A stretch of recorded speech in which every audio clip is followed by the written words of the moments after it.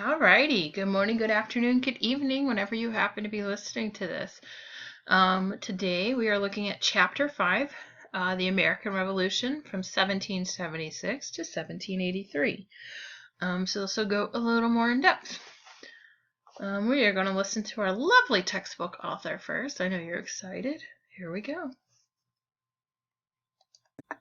When actual fighting broke out in 1775 between American revolutionaries and British armies, no one in the world thought that the Americans had a chance against the great British Empire. And yet both sides had real challenges in conducting the American Revolutionary War. The British, for example, were fighting far from home. It was very difficult to communicate with the government at the same time that they were fighting a war in America. Their generals made tactical mistakes, often failing to follow up on victories by defeating the Americans completely. The Americans, on the other hand, they had no army, they had no navy, they had no government when the fighting broke out.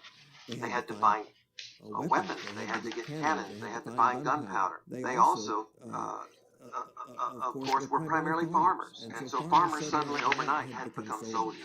And that required training, and that required discipline, and that required leadership, none of which they had in great numbers. So both sides faced tremendous challenges as the war began, and in both cases they adapted as the war unfolded to deal with those challenges. Enlightening, I know. So let's move on. Oops, sorry, too far. Okay, so 1776. So you've got Washington in charge of the Continental Army, or the Colonial Army. I think he's the one who terms it the Continental Army. Lots of defeats going on. So it's a pretty disastrous year for the Colonial Army. General Howe would assemble the largest British army ever to find and defeat it, while trying to get time to train his soldiers. Because when the people signed up to fight in the war, they signed up for a small amount of time, so they did not have trained soldiers like we would have today. He fights a series of retreats. So we've got the Battle of Long Island, the Battle of Trenton, Christmas of 1776, the Battle of Princeton, and then wintering down in Morristown. So at the end of the year, the British had entered the winter camp. Washington crosses the Delaware River, and he strikes at Trenton. And he enters winter camp himself at Morristown, where the Colonial Army will be trained for the next spring's battle. So they're basically kind of taking a break from fighting to be trained for the next battle. You'll forgive me. My cat wants to be a part of this, so he keeps jumping on the desk. So if you hear any kind of weird meowing noises, it's not the clock this time. Okay, so Thomas Paine, he wrote a pamphlet called Common Sense. Originally, he did publish it anonymously because it was considered treasonous to the British government. But this was basically a pamphlet stating that we need to declare independence. Okay, so map of major campaigns in New York and New Jersey, 1776 to 1777. So you can see where Washington's forces are, the American forces, coming up from here and traveling all the way around and back down. You can follow a map, I know. We have our British forces in red. Makes sense, right? The red coats. You have several of them coming in from the ocean: General William Howe, Admiral Lord Howe, and General Henry Clinton. Familiar name. And they come in. You've got your first battle here near Brooklyn. You have a battle up here. You have a battle up here. Over here, the Battle of Princeton, the Battle of Trenton. So quite a lot of fighting going on. This is our illustrious first president, George Washington. He was a Princeton man, which meant a lot then too, just like it does today. All right. So one of the big things is that many Americans kind of found themselves in a position to choose sides. Were they going to side with the colonials and fight for independence, or were they going to side with the British Army, who many of them thought was going to win? So not everybody kind of rose up to protest the revolution. You've got the Tories, the Patriots, and those who just weren't interested. So the Tories are going to be the ones who support the British Crown. The Patriots are going to be the colonials. The colonists who want to fight for independence, and then obviously disinterested is disinterested. The colonial army is divided into two groups. You've got the armies whose soldiers enlisted, and the militiamen, who were sent by their states to fight. It's kind of like having a federal army and state armies, sort of. Of course, we do have a lot of problem with getting money and supplies. You can't fight war without them. The United States is rich in resources, but it doesn't have a lot of cash money. And you have to make things like guns and weapons. It has to look for outside sources for all of these supplies. And it takes until they kind of win a major victory before they could really find supplies and stuff. When they do, it makes it a little easier, because then there's other countries willing to side with them when they kind of see that, yeah, these people mean business. All right. Moving right along. Okay, so this is a sketch of militiamen by a French soldier at Yorktown, Virginia. He shows an American frontiersman turned soldier. Second from the right, and it's also one of the earliest depictions of an African American soldier. So that'll be the first one here. Okay. 1781. So this is after the war. Okay. So 1777. So the British have a plan in 1777 to divide and conquer. They want to divide New England from the middle and southern colonies. They hope to kill the rebellion that way. The plan was filled with overconfidence and poor communication, because who's running this army? People back in Great Britain. All three of these end in defeat for the Redcoats. So prong 1 is going south from Canada, prong 2 east from western New York, and prong 3 up the Hudson River from New York City. The largest failure, though, was the Battle of Saratoga, in which British General John Burgoyne was captured. This was the first major victory of the United States. It showed potential allies that it could stand against the world's strongest army and hold its own. So like I just said, that until they won something, nobody was really willing to back them up. But when they win this battle at Saratoga, you get big countries that are willing to back them up, France being one of them. France's interest in the conflict, they provide war material and much needed ships to the war effort. And this is one of the big reasons why we were able to succeed in the end, is the foreign assistance that we received. Which, if we hadn't have been strong fighters and had passion behind it, likely that wouldn't have happened either. Alright. So these are major campaigns in New York and Pennsylvania in 1777. You can see right here with General Burgoyne, Battle of Saratoga right here, a couple other battles kind of going around and up the St. Lawrence River, Montreal, and then down here, General Howe and his battles that he is involved in down there. This is General John Burgoyne. He's the commander of Britain's northern forces. Burgoyne and most of his troops surrendered to the Americans at Saratoga on October 17th, 1777. So this is a big turning point in the war. All right. 1778. You've got General Clinton that comes in, replaces Howe. Once he gets beaten at Saratoga, the British aren't real happy with him, so they replace him with General Henry Clinton. This is a common theme among the war. When one fails, another would take his place with new ideas and strategies.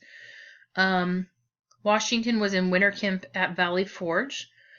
And while he was there, he was kind of shaping his colonial soldiers into a professional army. This is where Washington really gets his name. I mean, he was, elected commander of the Continental Army and whatnot, but it's his successes with turning colonial men into soldiers and really being successful there is really what people kind of stood up and been like, he's a really great leader. So you have a lot of battles being fought in the colonies, but you also have the British soldiers who are kind of stirring up Native American forces in the Ohio River Valley. they wanted to get support for the colonial army. So they do divide, it would be easier to conquer, but things don't end up that way. Did that sentence make sense at all? Let me try that again. Okay, so the British soldiers are stirring up Native American forces in the Ohio River Valley. Because they are doing that, it garners support for the colonial army. And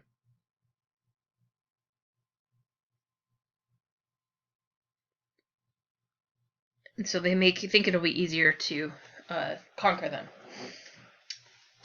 I still don't think that makes sense. I'm going to have to work on that sentence because I don't think that I'm portraying that correctly. But I'll work on it before I talk to y'all on Wednesday. Okay, Western Campaign 1776 to 1779. So here's the Ohio River. So you have the activities going on here. Okay. All right. So, why are people wanting to move south? The British are moving south to try and locate the Tory base that they believed would rise up in support against the colonials. However, their actions of raping and pillaging the colonials, they found, did not endear themselves to whatever Tories were still in the area. People aren't really liking what they're doing. So, you've got the Battle of Camden. The British defeat the colonials, and the hero of Saratoga, who's Horatio Gates, was commander of colonial forces. He does flee for his life. He's going to be replaced by Nathaniel Greene. So we're doing it too. When somebody fails or runs away, we replace them. Greene leads Cornwallis away from his supply base up north, closer toward Greene's own support network. Cornwallis takes the bait and soon finds himself on the Yorktown Peninsula, surrounded. Don't ever go out on a peninsula.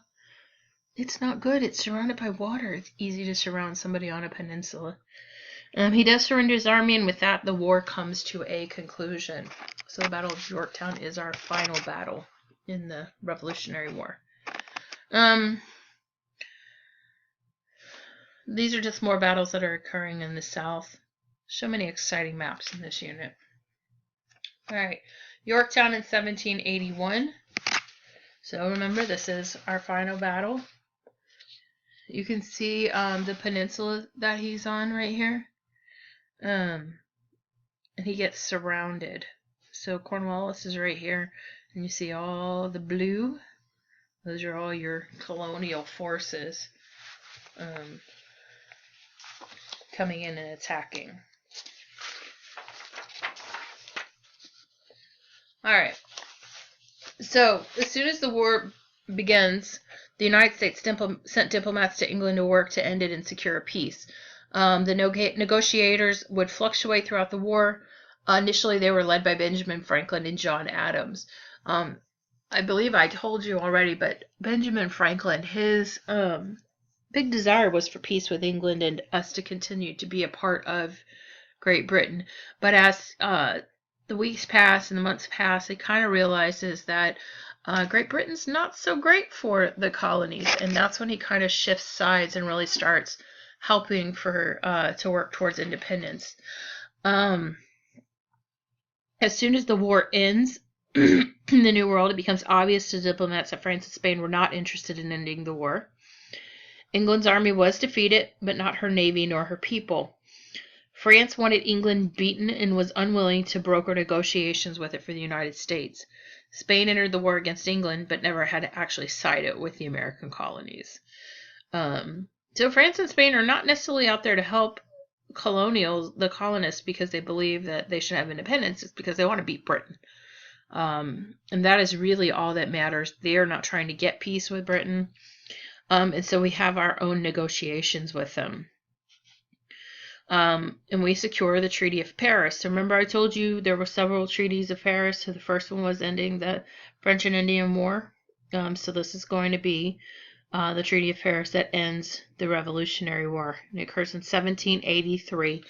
It is negotiations with England that make an official end to the war. I should take a picture of my cat and add it to the slideshow, because he's just sitting on the floor here staring at me.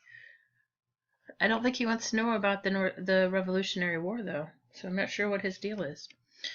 All right, so North America 1783. So you can see the shift. The green is the new United States.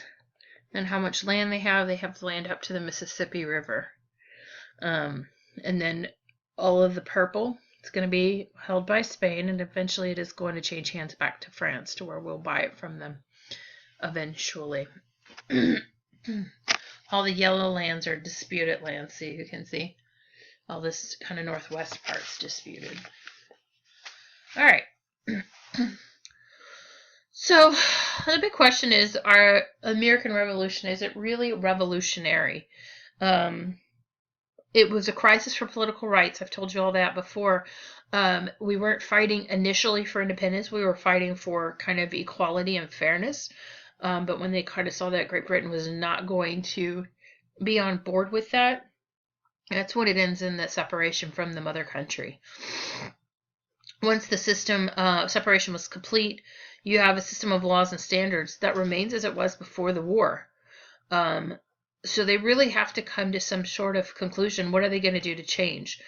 So one major change was the desire to codify the civil liberties and the powers of the states in the face of the national government. And this is where we get the Articles of Confederation. It created a loose network tying the states together, but only when necessary. And this does cause some problems, and there's many weaknesses to the Articles of Confederation that we will talk about at some point. I don't know if it's covered in this. Yeah, it's not in this chapter, but we'll talk about that as far as why is it weak and what's the problems with it. Okay, so recall, you had the Loyalists and you had the Patriots. The Loyalists are also called Tories. Okay, and those who kind of remained loyal to England during the war are being ostracized from their communities. Imagine that. So the people who have fought and won the war don't really want the people who were supporting Great Britain around anymore. So now that the war is over, they flee from the United States and lose a lot of their property, or all of it, depending on where they went. And again,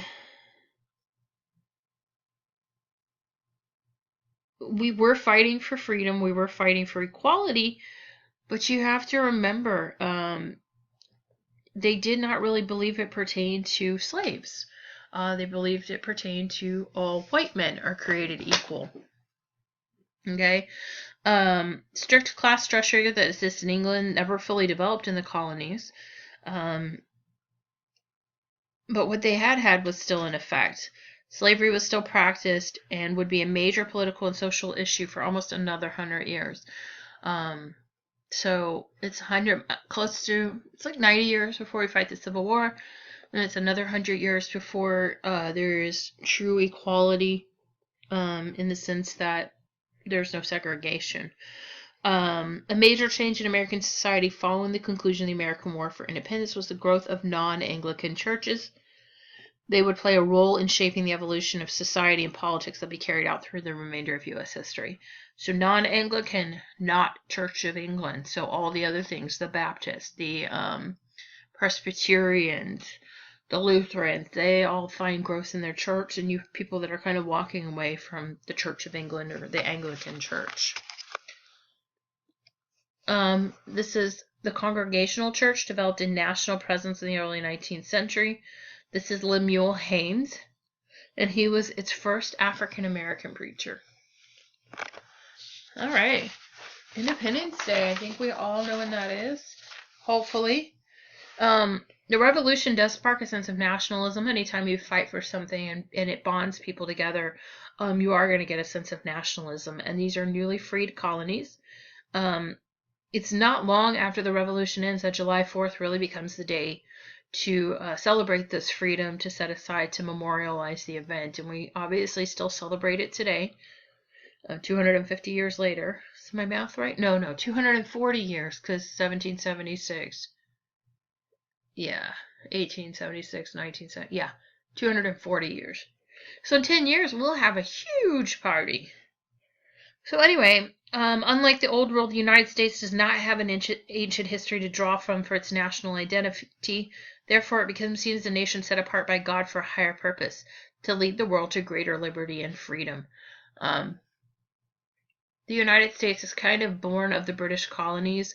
However, there were so many nationalities even at the time that we fought for independence. There were Germans and there were Irish and Scotsmen and just a variety of nationalities at that time as well. That we never really developed our own culture, and even today, it's really hard to say what is American culture. It's really not something that you can put a finger on and be like, that's truly American. Um, I guess there's things like rock and roll, there's hamburgers and pizza and whatnot, but hot dogs, I guess, are truly American, and apple pie. But the Dutch make a pretty darn good apple pie too. So anyway, well, we will continue moving on. This gets us through the American Revolution. So I think we're hitting the exciting part where we're really kind of starting to see how our country was developed and how why things are the way they are today. So anyway, I hope you have a lovely morning, afternoon, or evening, and chat with you soon.